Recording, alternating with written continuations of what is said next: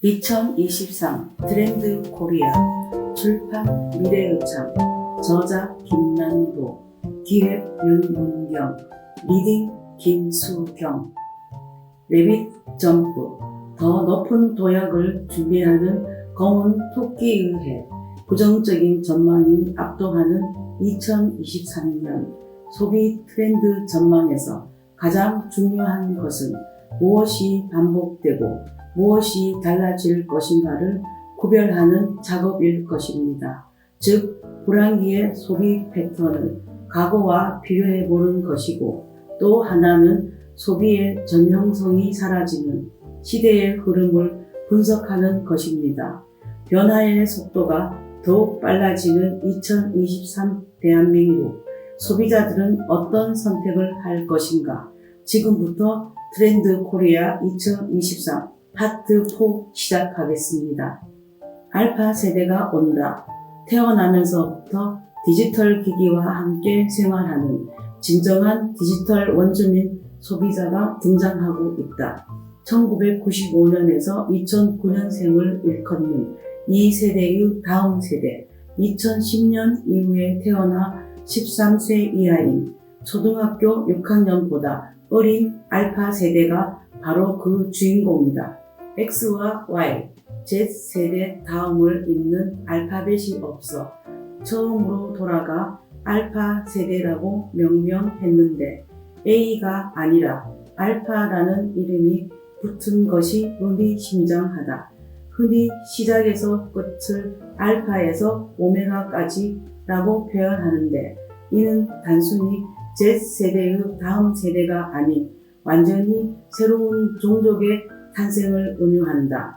알파 세대는 신세대의 기수인 1980년대생 밀레니얼 세대 부모에게서 태어나 이전과는 완전히 다른 방식으로 길러졌다. 한두 명의 자녀가 일반화된 시대에 태어나 집중적으로 교육받고 결국 그 어느 세대보다 높은 학력을 자랑하는 세대로 성장한 밀레니얼 세대의 부모 아래서 자기 중심성이 높은 알파 세대가 등장한 것은 필연적이라고 할 수 있다.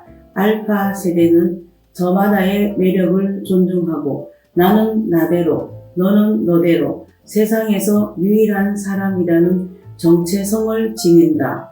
자기 중심성이 강한 탓에 세상에서 제일 중요한 것은 나라고 믿는 세대이며 저출산의 흐름 속에서 태어나 경쟁하는 형제 자매가 없다는 점도 이들의 주인공 환상을 유지시키는 요소 중 하나다. 그래서 누구나 쉽게 인플루언서가 될 수 있는 틱톡을 주요 SNS로 활용하고 국영수 코로 불리는 코딩 학습을 자연스럽게 받아들인다. 더불어 머니러시 트렌드를 따르는 자본주의 퀴즈의 후예답게 소비와 투자를 아우르는 경제 교육을 적극적으로 받고 있다. 늘 용돈이 부족했던 기성세대는 소비 욕구를 억제하는 것을 주로 익혔지만 풍족한 알파 세대는 스스로 소비 욕구를 컨트롤하는 법을 배워야 한다. 즉, 욕망의 분리에 대한 학습이 요구되는 세대이다. 한편 알파 세대는 팬데믹 이후 오프라인 활동이 제한됨에 따라 가장 타격을 입은 세대이기도 하다. 이들은 줌을 비롯한 온라인 공간을 일상적으로 이용하고 있지만 온라인에서 해소되지 않는 오프라인에서의 실제 활동에 대한 갈증이 크다. 마스크를 일상적으로 착용하게 되면서 그들의 사회성 발달도 지연되고 있다. 이전 세대에 비하면 비교할 수 없이 편리한 디지털 환경에서 풍족하게 자라는 것처럼 보이는 알파 세대지만 정작 그들이 행복한가 하는 것은 이와 별개의 문제다. 이들의 행복 지수는 OECD 국가 중 최하위이며 디지털 격차로 일컬어지는 양극화 문제 역시 오히려 더 심각해지고 있다.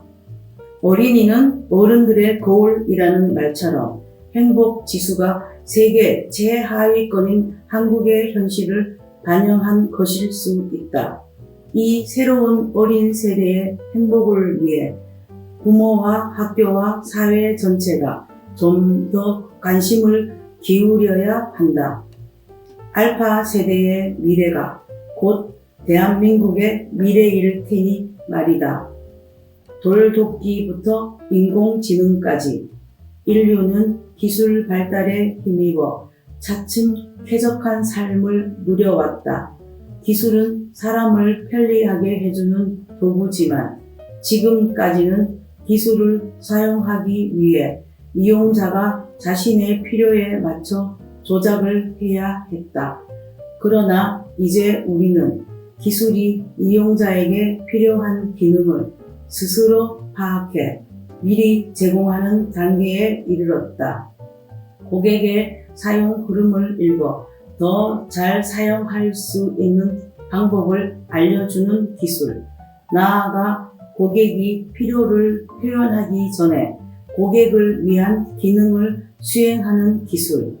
궁극적으로는 고객이 필요를 깨닫기도 전에 먼저 솔루션을 제공해 불편함을 해소시켜주는 기술을 선제적 대응 기술이라고 명명하고자 한다. 선제적 대응 기술은 소비자의 전후 사정을 파악해 미리 대응하는 기술이다. 고객 데이터가 축적되고 이를 인공지능이 학습할 수 있게 됨에 따라 한 사람이 겪을 수 있는 다양한 맥락을 구분하고 그에 따라 필요한 서비스를 제공하게 되는 것이다. 선제적 대응 기술은 이미 소비자의 일상에 광범위하게 스며들어 하루하루 적용의 스펙트럼이 넓어지고 수준 또한 높아지고 있다. 소비자와 상호작용할 때의 주도성을 기준으로 그 적용 수준은 1. 고객의 사전적 대응을 위해 정보를 제공하는 단계. 2. 사용자의 맥락에 따라 기능이 자동적으로 맞춤 조정되는 단계. 3. 사용자의 필요를 예측해 해당 기능을 수행하는 단계로 나눌 수 있다. 집안의 모든 가전기기가 사용자의 일상과 맥락에 맞춰 스스로 작동하는 스마트홈, 배달 앱 주문 시 예상 소요 시간을 수치화하여 알려주는 기능, 자동차 자율주행 등이 그 예이다. 선제적 대응 기술은 특히 공공서비스 영역에서의 적극적인 확산이 기대된다. 시민들의 생활을 보조할 수 있는 충분한 수준의 정책 수행을 위해 선제적 대응을 제공할 인프라를 갖출 필요가 갈수록 커지고 있기 때문이다. 이러한 기술의 발달이 복지 사각지대를 최소화하는 데 일조할 수 있을 것이다. 소비자가 환호할 수 있는 선제적 대응 기술을 선보이기 위해서는 고객의 행동을 분석해 데이터로 축적하고 그로부터 유의미한 인사이트를 추출한 후 타이밍에 맞는 즉각적인 대응을 할 수 있어야 한다. 소비자에게 선제적 도움을 주려면 소비자에 대한 이해와 상상력도 필요하다. 소비자가 모르는 욕구를 먼저 파악하고 아직 발생하지 않은 문제에 대한 해결책을 제공하는 상상력을 누가 먼저 더 적합하게 관리하느냐가 경쟁력의 승부처가 될 것이다. 0.1명을 타깃으로 하는 초개인화로서 맥락에 맞는 니즈를 만족시키는 트렌드의 적용은 이미 이루어지고 있으며 실제 소비자들의 제품 선택으로 표현되기 시작했다. 소비자들은 맞춤화를 향한 기업의 노력이 자신의 지갑을 여는 데서 끝나는 것이 아니라 제품을 사용하는 내내 자신의 문제를 해결하기 위해 기업이 무엇을 하고 있는지 지속적으로 인지하기를 희망한다. 선제적 대응 서비스의 최종적인 지향점은 소비자를 게으르게 만드는 것이 아니다. 소비자의 행동 변화를 유도해 예측된 상황을 일어나지 않게 함으로써 궁극적인 소비자 만족을 실현하려는 것이다. 모든 기술은 인간적인 면모가 중요하다. 스티브 잡스와 함께 오랫동안 애플의 마케팅을 담당했던 광고 전문가 켄 시걸이 집필한 미친 듯이 심플의 핵심 메시지다. 기술은 발전하면 할수록 인간에게 가까워져야 한다. 선제적 대응 기술은 우리로 하여금 그 오랜 꿈에 한 걸음 더 다가서게 만들고 있다. 2주 뒤에는 트렌드 코리아 2023 파트 5 오나겸 마스터님의 리딩으로 함께 하겠습니다. 지금까지 신화 부클이었습니다. 감사합니다.